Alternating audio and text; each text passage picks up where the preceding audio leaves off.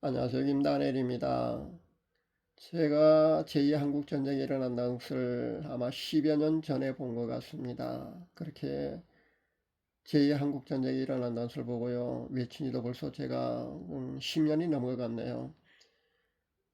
제2남북전쟁이 다시 일어난다고 그렇게 외친 사람들 말입니다. 사실 저뿐만 아니고요. 굉장히 많습니다. 유명 예언사역자부터 시작해서요. 무명 예언사역자까지 말입니다. 제가 확인해 본 것만 해도 아마 10여 명이 넘는 것 같습니다. 10년이 지났는데도 불구하고 말입니다. 아직 제2의 남북전쟁은 이 땅에서 일어나지 않았습니다. 그렇다면요, 전쟁의 환상이나 꿈을 보고 외친 사람들, 아니면 뭐 음성을 듣고 외친 사람들, 어쨌든 그런 수많은 유무명 예언가들의 예언은요, 엉터리일 것 같습니까? 한때 꽤 유명한 복음 유튜버이자 목회자가요, 제2한국전쟁을 예언한 그 예언자들을 말입니다. 거짓 예언자들이라고 그렇게 공개 비판하는 것도 제가 보았습니다. 저도 제2한국전쟁을 본 사람이고요. 그동안 파수꾼의 사명을 다해야 하기 때문에 사명감을 가지고 한국교회 회개를 그동안 줄기차게 외쳐왔습니다. 근데 10여 년이 지났지만은 그 예언이 이루어지지 않는 것을 보면서 말입니다. 그렇게 전쟁을 예언한 예언 사역자들을 모두 거짓 선지자, 거짓 예언자들이라고 엉터리라고 그렇게 매도하는 것을 보고 참 마음이 아팠습니다. 제가 유튜브 복음 사역을 시작한 지도 벌써 한 7년 정도는 된 것 같은데요. 그 후로도요, 저는 1년에 한두 번쯤은 말입니다. 분명히 저는 아직 전쟁을 하나님께서 거두신 게 아니라는 그런 메시지를 계속해서 던졌습니다.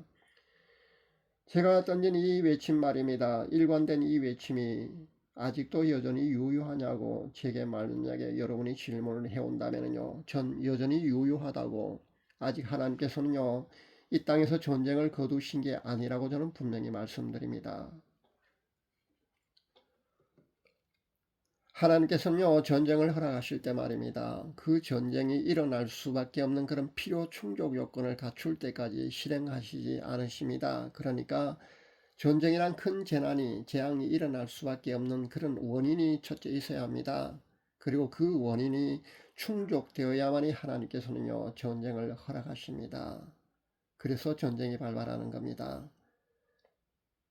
근데 그 원인은요, 어떤 개개인의 그런 죄로 인한 것이라기보다는요, 교회 차원 아니면은 국가적인 차원의 어떤 큰 잘못을 저질렀을 때 하나님께서는요, 심판의 마지막 도구인 하나님의 심판의 마지막 도구가 전쟁이거든요. 그 전쟁을 허락하십니다. 근데 전쟁을 허락하시는 그 원인은 다름 아닌 우상숭배, 그러니까 배도라는 겁니다. 한국교회 타락, 그러니까 목회자의 도덕성 결여, 이런 문제로 가끔 신문지상에 오르내리지 않습니까?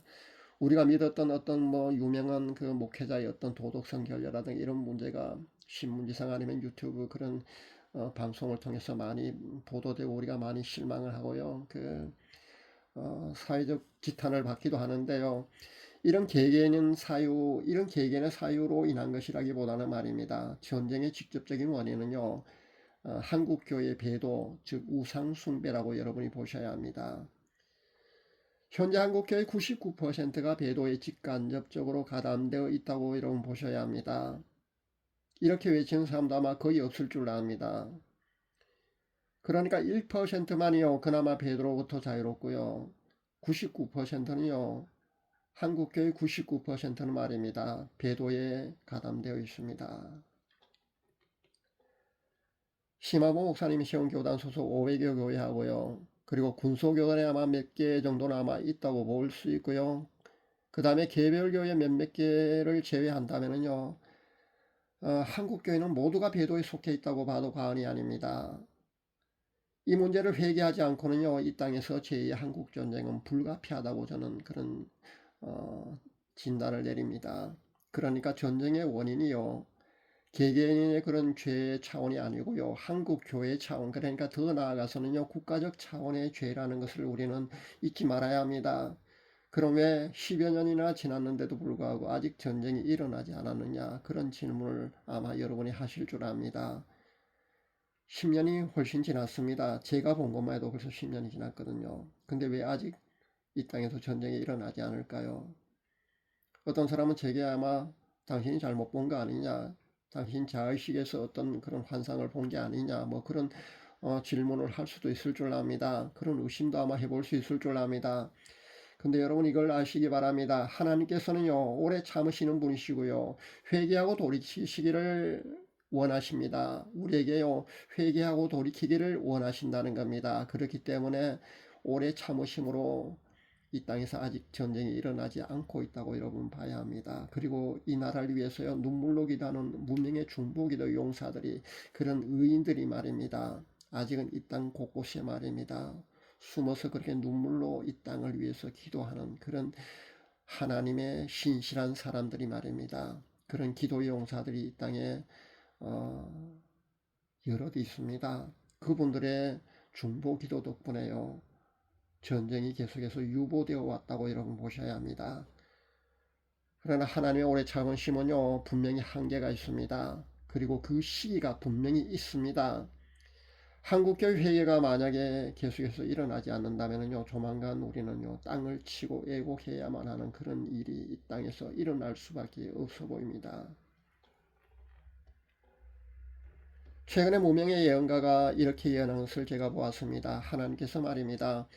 한국교회 청계교회가 광장으로 나서 하나님께 그 우로 클릭되었음을 선포하면서 말입니다. 회개 기도하면서 이 땅을 살려달라고 그렇게 기도를 하면은 지금의 혼동된 정치 상황을 깨끗이 정리해 주겠다는 그런 하나님의 음성을 들었다고 그렇게 외치는 것을 제가 보았습니다. 현재 한국 교회 그 숫자가 5만여 개 정도 되지 않습니까? 5만여 개 교회가 있습니다. 우리나라에 말입니다. 근데 청계 교회라면요, 한국 교회의 2% 정도가 된다고 보시면 됩니다. 한국의 98%가 정신을 못 차리고 있어도요, 깨어나지 못하고 있어도요, 그 중에 2%만이 교회가만이라도 정신을 차리고 깨어나서요, 우로 방향을 클릭하고 말입니다. 그러니까 자유민주주의 체제를 그렇게 간절히 원하면서 그렇게 그쪽에 확실히 서야 하고요. 지금의 땅의 정치 상황 말입니다. 혼동된 이 정치 상황을 바꾸어 달라고 만약에 하나님께 매달린다면요, 지금의 이 위태로운 이 상황 말입니다. 사회주의 국가로 가기 일보 직전에 이 나라를 하나님께서 구해 주시겠다는 겁니다. 그런데 사실 이게 현실적으로 이 조건조차 말입니다. 정말 쉬운 조건 아닙니까? 98%를 하나님이 원하시는 게 아니고요. 98%가 깨어나지 못하고 외면하더라도 말입니다. 깨어있는 2% 교회만이라도 그렇게 하나님께 매달리면 말입니다. 하나님이 이 땅을 새롭게 변화시켜 주시겠다는 것 아닙니까? 그런데 사실은 한국 교회는요, 아마 이것조차도 아마 실행하기 어려울 줄 압니다. 그렇다면요, 이 땅에서 큰 혼돈이, 그 혼동적인 그런 상황이요, 그런 아픈 상황이 말입니다, 불가피하게 일어날 수밖에 없지 않겠는가 하는 그런 생각도 해봅니다. 사회주의 국가로 체제전환이 일어나든지 아니면 뭐 전쟁이 일어나든지 어쨌든 두 가지 중에 하나가 될 줄 압니다. 전 후자로 봅니다만은 아마 분명히 그렇게 될 줄 압니다. 한국교회가 베드로부터 돌이키지 않을 것이기 때문에요, 저는 후자가 반드시 이 땅에서 일어날 수밖에 없다고 그런 진단을 해봅니다. 그렇다면 그 죄에 대한 대가 지불이란 그런 영적 원리 말입니다. 그 영적 원리가 원래 적용되어야 하거든요. 죄에 대한 대가 지불은요, 반드시 있어야 합니다. 그것이 영적 원리입니다. 하나님께서 세워놓으신 그런 영적 원리이기 때문에 전쟁이라는 그런 배도에 대한 죄의 대가 지불이 반드시 있어야 된다는 겁니다. 제가 보기에는 조만간 북한도 큰 변화가 있을 줄 압니다. 김정은이 병으로 죽든 아니면 뭐 암살을 당하든지 어쨌든 김정은은 조만간 죽게 되어 있습니다. 제가 본 대로라면요, 머리에 말입니다, 피가 흥건하고 경호원을 다급하게 불러도 아무도 오지 않았다고 제가 예전에 그런 제가 본 짧은 환상을 아마 소개한 것 같은데요. 이게 김정은이 뇌출혈 말입니다. 그러니까 병으로 죽든지 아니면 뭐 암살 장면을 암시하는지 정확히 제가 여기서 밝히기는 좀 어렵습니다. 왜냐하면요, 너무 짧은 장면이라서요. 언뜻 보면은 암살 장면 같아 보이긴 합니다만 어쨌든 그런 원인으로 김정은이 죽는다는 겁니다. 그리고 이 땅에는요 전쟁의 그 소용도 돌이 속으로 아마 들어가는 것이 아니겠는가 그런 생각을 해봅니다. 김정은이 죽고 난 후에 아마 전쟁의 소용돌이 속으로 이 땅에 아마 휩싸이지 않겠는가 그런 진단을 해봅니다. 물론 한국교 교회 차원에서의 배도에 대한 회개가 하나님의 기준에 어느 정도 충족되기만 하면요 전면전이 아니라 아마 국지전으로 끝날 줄 압니다.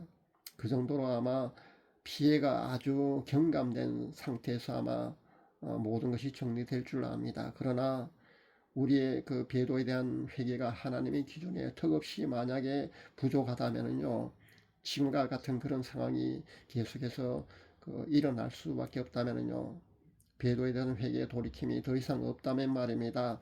전면전이 일어나고요. 모 예언가는 뭐 대전까지 위험하다고 그런 예언을 하던데요. 실은 대전까지만 위험한 게 아닙니다. 현대전 미사일로 그냥 싸우지 않습니까? 그래서 북한에서 그 미사일이 말입니다. 부산이나 저기 뭐 충청도 말입니다. 군사기지 있는 공군기지 있는 그런 데도요 말입니다. 미사일이 아마 떨어질 줄 압니다.